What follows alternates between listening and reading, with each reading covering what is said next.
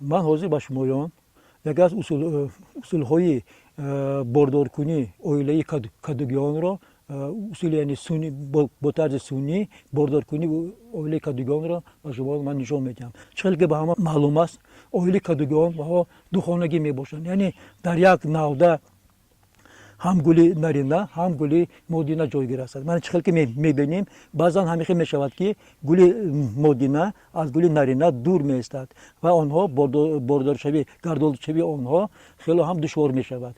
برای همین من یکی از اصولهای بهترین، اصولهای عادی‌ترین، یعنی اصول عادی‌ترین گردالکنی کدو را من به شما نشان میدم. در اینجا ما اول فرق کردنمون در کار که کدومی آنها گلی مادینه و کدومی آنها گلی نارینه می باشد. من در نزد من گلی مادینه است نسبت به گلی نارینه این مایده‌تر می باشد.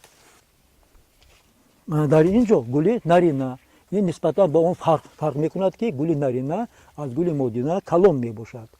اکنون ما باید چیکار کردنمون در کار؟ بخواهید چی؟ ما میتوانیم گلی نارینه را بریده گرفته بعد از بر گلهایش آزاد کرده برای گردالود کنی یعنی آسان می شود. یعنی گردان را ما میتوانیم با گردانی گلی مادینه یعنی کنیم رسانیم، یعنی مالیدن در کار است. یعنی این گلی نارینه می باشد. در اینجا گلی مادینه ما با آسانی میتوانیم با گردانی آن را میمالیم. میتوانیم ما از یک گلی نارینه دو سه گلی مادینه را باردار کنیم، یعنی گردالود کنیم. یعنی از یک گلی نارینه ما میتوانیم دو سه گلی مادینه را گردالود کنیم.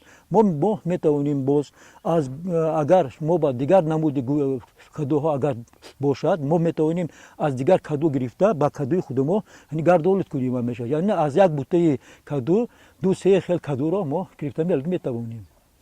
این اهمیت آن در آن است که در بسیار وقت کدوها گردالود نمیشوند و حاصلناکی آن کم میشود. اگر ما با اصول سونی اگر با دستی گردالود کنیم حاصل گران گرفتن ما ممکن است.